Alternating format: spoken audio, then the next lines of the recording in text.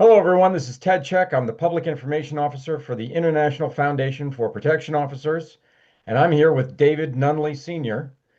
He's a longtime security officer, and we connected on LinkedIn, David, and I just felt I had to talk to you for this series, because of your career and what you've accomplished. Um, First question I had for you was, how did you first get involved in the security industry? What motivated you to go down that path? Well, ooh, you're making me think back a long way. At the time, I think I would call myself going to use it as a stepping stone Hmm. toward joining the police force. And after I got involved with security, I actually seen the need for. You know what? Let me back up just a little bit. Sure.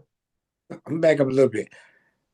I had a cousin, or I got a cousin, named Sylvester Martin, who was in security, retail security back in the 70s, the late 70s.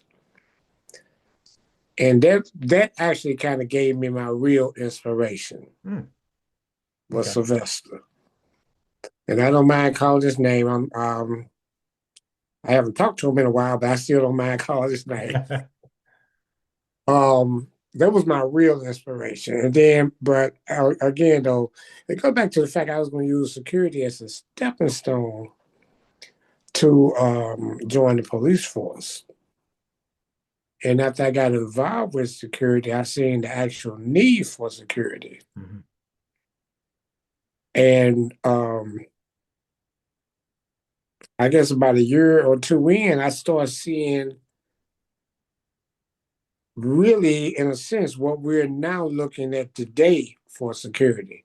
I seen where the evolution Mhm. of security was going to take place. Um, even today, I still don't think security is quite where I envision it to be, but it's headed in that direction. Um, that's really my logistics of security. Again, though, I just it was a stepping stone for me. Sure.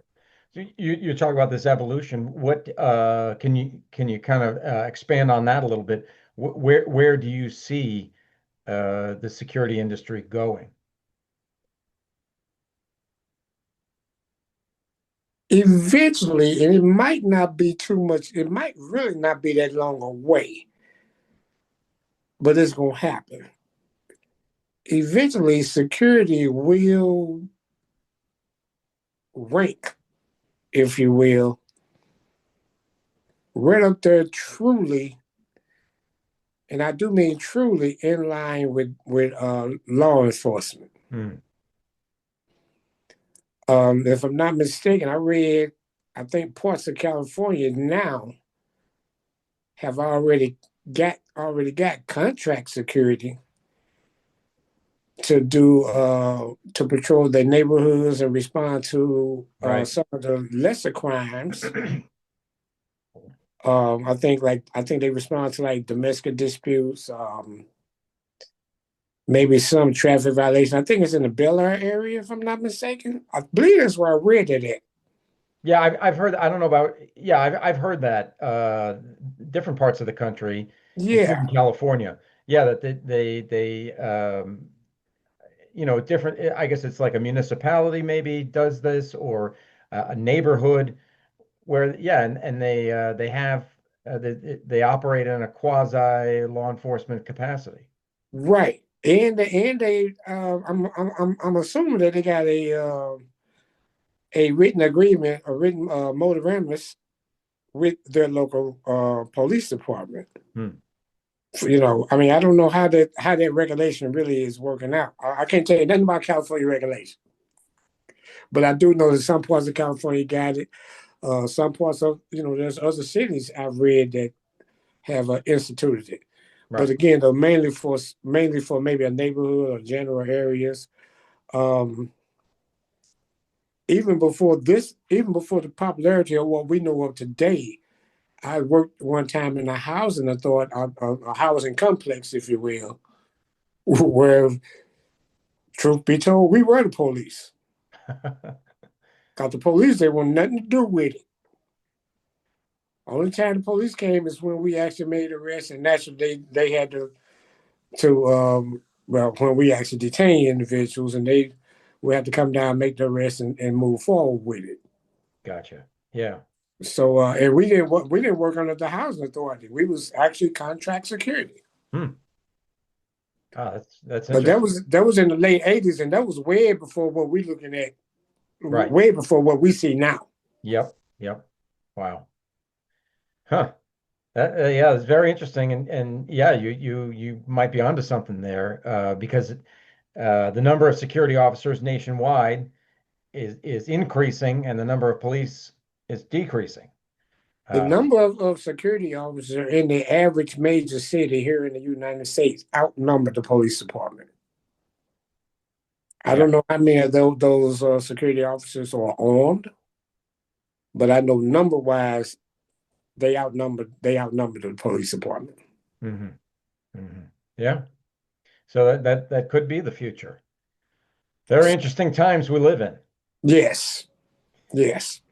Now, so I was looking at your LinkedIn, your LinkedIn page, and you've had a long career, and a lot of it, it seems you focused on colleges and universities, and also churches.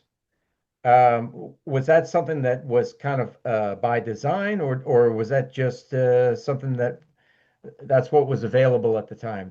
Those types of sectors of security. That was not by design. I can't tell you that. That was Mhm. I'm just gonna say that was the blessings of the Lord on that one. I needed a job, and those were the jobs that I had. Mhm. Um, and I don't regret it, man. I love every bit of it. The colleges, the church security, I love every bit of it. So there's no regret from on that. Mhm. Yeah, and I mean that just goes to show that there's such a wide array of jobs within the security industry. There's so many different um, sectors, if you will, of security, Right. where someone can go. Yes, yes. It all depends on the individual.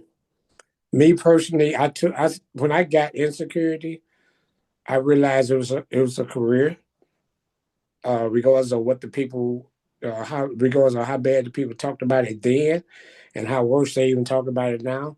I do realize it's a career. Mm. Okay,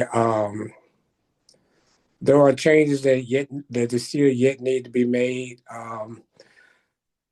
I guess the industry leaders somewhere down the line got to get on the same page. Hmm. Um, right now, it's all about competition. Um, competition might be a day of the past. I don't know how that part is going to play out, but I do know that right now that the security leaders are not on the same page. And when I say on the same page, I'm talking about as far as some type of regulatory goes. Um, Okay. there's some regulatory issues that I don't know how the states will play it out, but to me, other than the state laws, some of this could be across the board.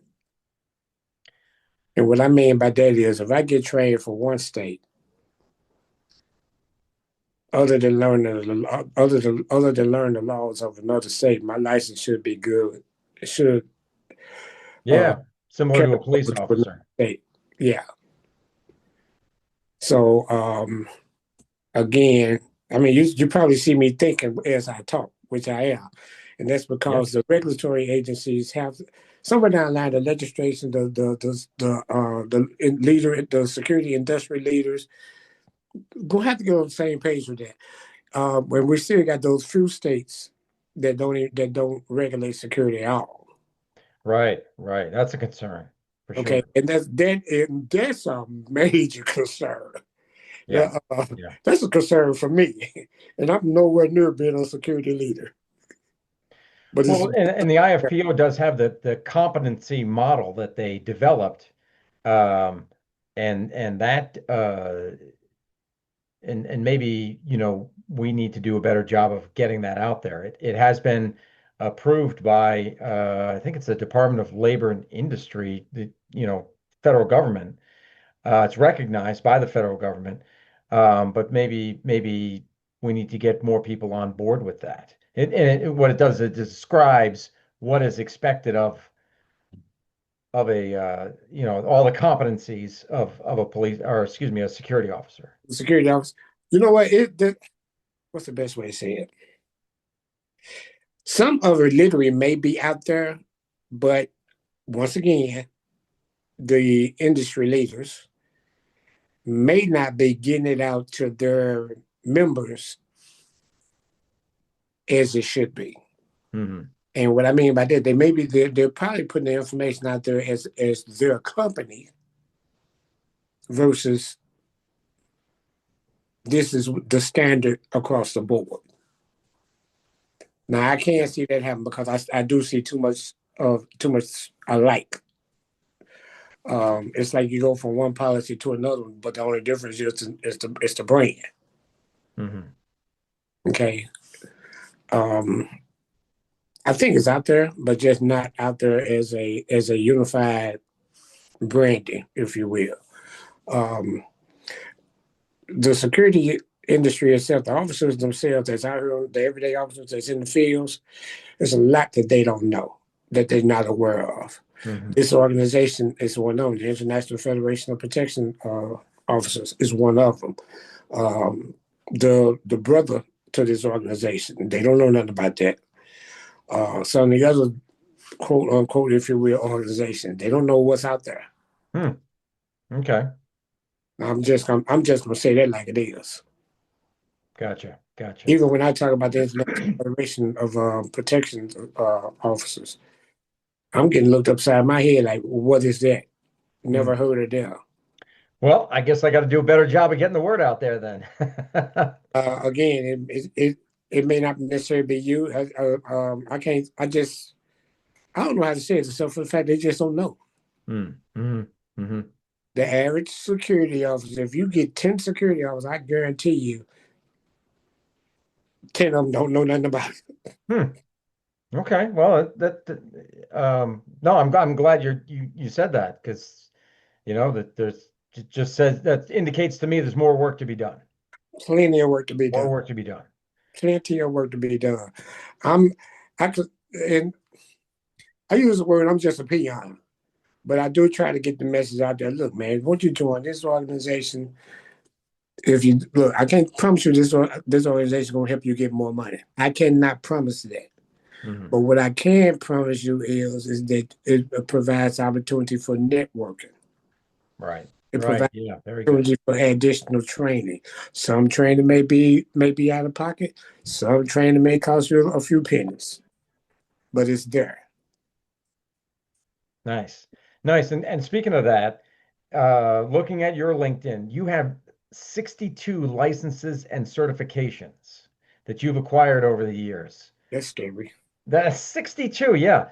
Um, Talk to me about that. Like, how important is that for a security officer? I mean, and they range. It looked like I mean, you've had all sorts of different CPR training and de-escalation training and naloxone training.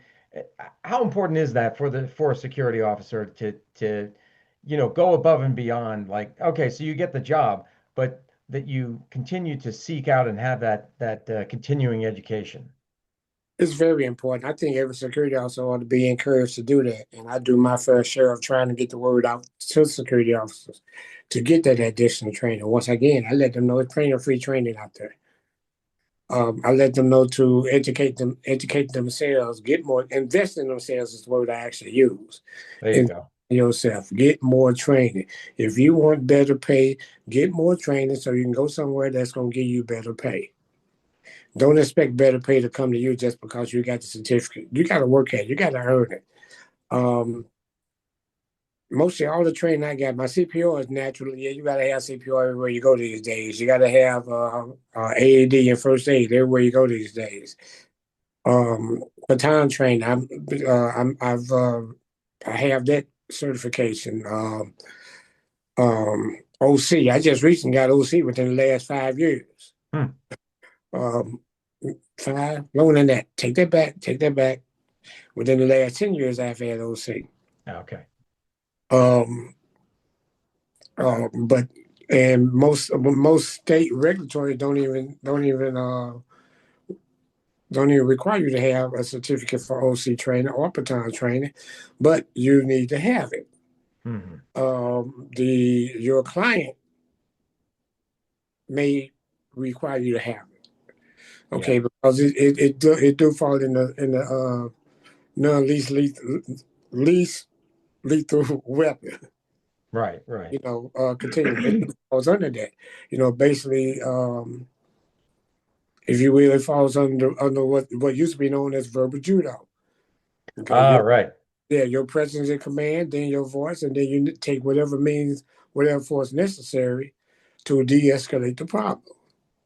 Yeah, that's the more common term now, Okay, de-escalation, right? so yeah, de-escalation. That's the most important thing is de-escalation. So yes, that training need to happen. I'm seeing a lot of officers now invest in a body armor. You know what? Yes, you need to, but are you investing in training? Hmm. Yeah. Okay, that's the key.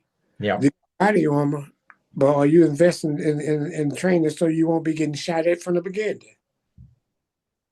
Okay. Yes. Do you know how to even approach people? Do you even know how to talk to people? Do you understand the concept of talking to someone as you would like them to talk to you? Do you understand the concept of treating others as you treating others better than you expect to be treated? Hmm. And everything I just said, you can apply that toward the common criminal. Right. See, one thing about Right. a criminal gonna be a criminal, but how you approach him, even after he done did something wrong, still plays a part with how he gonna escalate or de-escalate. Yeah. Yeah. I- Okay. and so out of all of those licenses and certifications, I found it interesting that you chose the CPO and the CPOI to put after your name on LinkedIn. When it says David Nunley Sr. and then it has CPO and CPOI right after your name. So we're very, of course, at the IFPO, we're very happy about that. But in general, can you talk about the IFPO's certifications and would you advocate those to security officers? Wait a minute, what was that last part? But I have the what? Would you advocate for those? Would you um, recommend those to other security Yes, officers? yes. I say that real quickness. Yes, I do. Okay. Um, and I say that. Let me see if I can say that without putting somebody else down. The CPO and CPOI certifications, I would think, is more advantageous to the average security officers versus another association. Hmm. The other association, in my opinion, their credentials missed the mark with Joe Blow security officer that's boots on the ground every day. Hmm. Hmm. Those credentials may work perfectly for Joe Willie Blow with a master's degree in whatever degree he got. Hmm. Okay, basically I'm saying upper management type level. Gotcha. They might work fine for that person, but for the little man, they don't work. I see. So they're more academic, Yeah, uh, rather than practical. you're right. I see. I see, and I'm telling you, based on my experience, I actually tried to get one of the other associations credentials, and the test itself, it was like, where do they get this stuff from? Okay, because for me, it didn't. That ain't security. Huh? What's this got to do with security? Hmm. Okay, maybe I should have studied. Okay, yeah, I should have studied. Okay, but the question itself was off the wire, Hmm. or as they say in the street, it was off the chain. Hmm. Gotcha. Yeah. Okay, the CPO and the CPOI is more boot level. Okay, it's more. I use the word advantageous. It's more in tune for the average Joe Willie security officer that want to advantage, that want to do make it a career. It's for that Mm. person. Gotcha. Gotcha. Now, the problem once again may be getting the word out there. The problem once again is the mindset of the individual that you're talking to. Do you want security for a career, or is this just a paycheck for you? And I have gotten to the point now. I tell security, some men and women that I meet, I can actually look at them and tell if they're in it for the long haul. Hmm. Well, how can you? How can you tell? I think I just like to say it's a sixth sense. I can. It's just something about an individual that Like I a can. gut feeling. Yeah, yeah, that feeling. As they say, my spider senses start twinging it. Hmm. Hey man, you might well get you another work because you ain't here for this is a career. If you here for anything else, you might well go and look for another job. Now I say this to people. Okay. So the young lady, I tell her, I say, you know you're in the wrong type of work, right?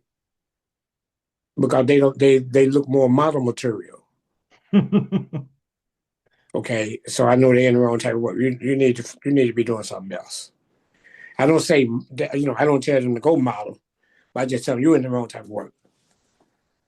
Hmm. Okay. Um, I'm careful how I say it, but there are those that I don't pull no punches with. No, Gotcha. this young generation, they worry the heck out of me. Hmm. I'm just gonna tell you about that. This crowd between we'll say 21 and 30. I've seen someone who's like, and they gave you a gun, Yeah. you know, and I'll leave it at that. Hmm. Leave it at that. All right. Gotcha. Well, David, it's people like you that we depend on to set them straight. So I know you're doing your part. I'm doing my part, and I'm be fair about it. Sometimes it's like, am I the only one out here talking to these people? It feels that way. I mean, see, when I came in security, I had individuals that I heard their war stories. Hmm. I'm not gonna say some of those stories was true. I'm not gonna say they was fake. I try not to talk about my war stories. Hmm. Okay. Do I have some I could tell? Yeah, I got plenty. But I try not to even talk about them. Okay. Is that a good thing or is that a bad thing? I don't know. It works for me. I guess it's up to the individual. Yeah. Yeah, yeah. Um, I do have one experience that from time to time I do talk about it, and the only reason I talk about it because to this day, just mention it right now. I talk about it for the simple fact I look back and be like, how did we even walk away from that Hmm. unhurt? Okay, it was a nightclub situation. 3 security officers and 9 bouncers, and this wasn't no small nightclub. Hmm. And I'm not gonna get into full detail. I'm just gonna tell you, it was no way in heck that we all walked away unscratched. Arrests was Wow. made, yes. People went to court, yes. The 3 security officers and the nine bouncers, they called them coolers back then. Coolers, yeah. None of us was hurt. Wow. Miraculous. That's miraculous. Nobody got shot. Nobody got stabbed. Hmm. It was a brawl. Yes, it was a brawl. Us against them. Wow. I look at that. You see me shaking my head. I mean, it's Yeah. just like I said. That one I might talk about. Now, the Yeah. rest of it, yeah, okay, whatever. Yeah, I would imagine that you would use stories as lessons, I right? do. I really do. When Uh, appropriate. it depends on like when I'm training when I train officers, I don't only train them what they need to do for their job. I train them how to be a security officer in general. Hmm. I let them know. I guess you say in general. What do you mean by that? Again, it go back to just how you talk to people, how you approach people, your posture, um, your command presence. You know, so all of that carry over. If they leave one company today, they can go to another company and still have that presence. They still have that professionalism, regardless of how that other company may, regardless of the other company's philosophy and how they do things. So that's that on that one. The only other thing I encourage officers to get is we're just speaking about my backing up to my certificates. Hmm. Um, I think every security officer have need to have emergency management training, Hmm. disaster preparedness type training. Yeah, yeah. When I got involved when I got that training, I actually got really deeply involved. I actually was a volunteer instructor. Okay. Okay, um, Nice. and I got out with my instructor on a couple of occasions just to on the actual events. Hmm. You know, to pick up more to learn from him. He himself was a member of Tennessee Task Force One, Oh, and a I don't member know of too much about that, but it sounds pretty important. oh yeah, Tennessee Task Force One was one of the units that responded to the Pentagon for 9/11. Oh, really? Yeah, Okay. they was one of the ones that responded to the Pentagon. Um, they responded to Katrina. They responded to something recently. What was that? Um, Shoot, I forgot what it was, but they responded to some more recently. Hmm. So they're a nationwide disaster response When agency. they based in Tennessee, All right. and the task force is made up of law enforcement, fire department, other emergency personnel, and they made up as a unit themselves. Okay. And I'm not too for sure how that really organization goes. I'm not because I didn't join here, but they are a recognized unit. It's Tennessee Task Force. You got Task Force One, which comes out of Tennessee. I forget how it go now. Up east, I think got three. Is Task Force Three. I believe California. I think is a nine, and it's not many of them in Hmm. for the whole United States, but they do have their territory. Gotcha. I think about nine different. What's it? I think it's nine covers the whole United States. Hmm. So, but yeah, again, I involved. I think every officer should be involved with emergency management. If you think about the hotel, was it a hotel?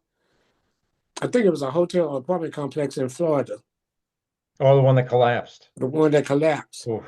That security officer there, mind you, was female, mind you, was unarmed, didn't have no experience in emergency management training. And from what I understand, from the way I heard the story or read the story, once she got out herself, she went back in and I believe was able to assist. Now, actually got out three or maybe four other guests Wow. before, and that was before all the emergency folks got there and start doing their thing. Hmm. Now that's the way I understood the story. I never knew her name. I never knew the security agency that she worked for. It seemed like that was just information that was just kind of washed under the rug because it was a security officer. That's how I look at it. Hmm. You know, Unsung heroes. yeah. As long as security officers doing bad, we put in the media, we blast it all over the media. But when a security officer do something good, we don't hear nothing about it. See, and that's what I try to do as well. Obviously, I want to get the word out there about IFPO's certifications, but the other thing that I try to do is highlight the good that security officers do. So a lot of times, if they save a life, whether it's through the Heimlich or they save somebody from drowning or whatever the case may be, um, I try to highlight, I'll take that and I'll post that because I feel that's part of my duties is to say, hey, look, we're actually doing good out there. You Yes, know? Yeah, I mean, and I'll Google security officer, and you're right. It's like all negative. Oh, they did this, they did that, accused of this, accused of that, and then every now and then you find something good. every now and then, the language got to change. The concept of security personnel has to change. The language, and when I say language, I'm talking about it need to change on a legislation level. It need to change on the industry leader level for that matter. And when I say that, the word "God" need to be done away with. Hmm. For me, that's But that's the most popular one. That I'm, that I'm term gonna is be used I'm gonna, far more I'm than gonna than say this any as other. nice as I can. To me, that's equivalent to a word that I don't even use. Hmm. And the average lady will hurt the average man about that word. So you know what I'm talking about. That's what it's equivalent to. I got you. Okay. Okay. Okay, so industry leaders need to work on legislation to get the wording changed. Since some areas can't use the word officer, Right. let's go with either professional security or security professional or just plain old security. But no guard. You're totally against that.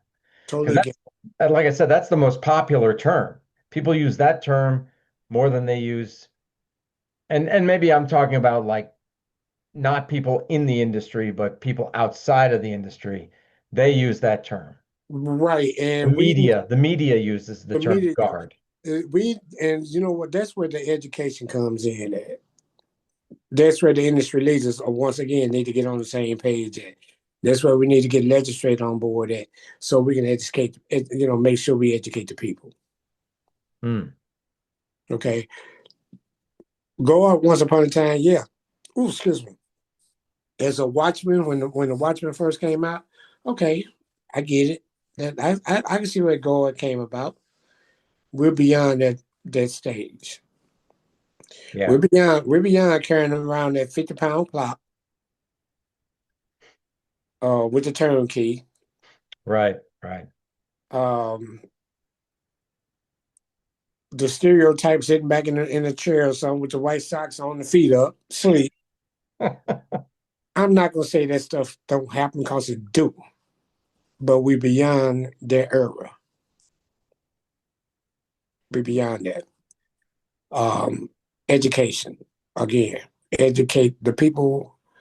The citizens of this great country need to be educated or re-educated. All right. Well, we got our work cut out for us then, for sure. Yeah, we definitely got work on our end.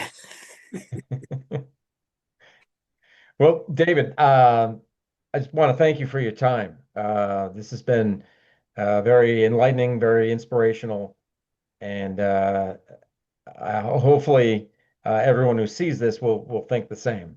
So really appreciate it and appreciate your support for the IFPO as well. Thank you. You're welcome. I will always support them. So that's not a problem with me. I would always be, as they say, a mouthpiece, a spokesman, if you will. Yeah, Um, that's going to always happen for me. we appreciate it. Yeah. So, All right. Well, well, thank you thank you. so much, David. All right. Bye bye. Have a good night. Take You care.